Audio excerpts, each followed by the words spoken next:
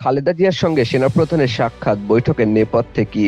BNP chairperson Khaleda জিয়ার সঙ্গে বৃহস্পতিবার রাতে আচমকায় দেখা করেছেন সেনাপ্রধান জেনারেল ওয়াকারুজ্জামান। এ সময় তার সঙ্গে স্ত্রীও ছিলেন। ২ বছরের বেশি সময় কারাবন্দী থাকা খালেদা জিয়া ৫ আগস্ট সরকার পতনের পর দিন মুক্তি পান। অসুস্থতার কারণে বাসভবন ফিরোজার ৪ দেয়ালের মধ্যে বন্দী থাকতে হচ্ছে বর্ষিয়ান এই নেত্রীকে। এর মধ্যে কিছুদিন আগে সশস্ত্র বাহিনী দিবসের অনুষ্ঠানে গিয়েছিলেন খালেদা জিয়া। তবে উন্নত চিকিৎসার জন্য বহুল প্রতীক্ষিত লন্ডন সফরের আগে সেনাপ্রধানের সঙ্গে সাবেক প্রধানমন্ত্রীর এই সাক্ষাৎ রাজনৈতিক অঙ্গনে বিশেষ তাৎপর্য তৈরি করেছে। বিএনপি সূত্রে সংক্ষিপ্ত তথ্য সংবাদ মাধ্যমে যা জানানো হয়েছে, সৌজন্য সাক্ষাতে সেনাপ্রধান খালেদা জিয়ার স্বাস্থ্যের খোঁজখবর নিয়েছেন। এ সময় তার সঙ্গে তার স্ত্রীও ছিলেন। এই বৈঠকটি রাজনৈতিক মহলে নানা জল্পনা কল্পনার সৃষ্টি করেছে।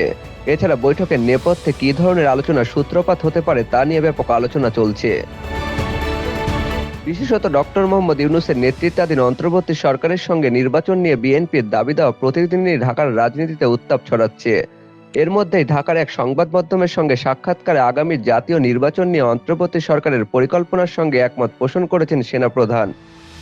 তবে ভবিষ্যতের রাজনৈতিক পরিস্থিতি যাই হোক না কেন, বিএনপি নেত্রী খালেদা জিয়ার সঙ্গে সেনাপ্রধানের সৌজন্য সাক্ষাৎ প্রশংসার জন্ম দিয়েছে। সামাজিক মাধ্যম থেকে শুরু করে রাজনৈতিক মহলে সেনাপ্রধানের এই উদ্যোগ ইতিবাচক হিসেবেই দেখছেন সবাই। মোহাম্মদ সামিল খান, দিগদিগন্ত ডেস্ক।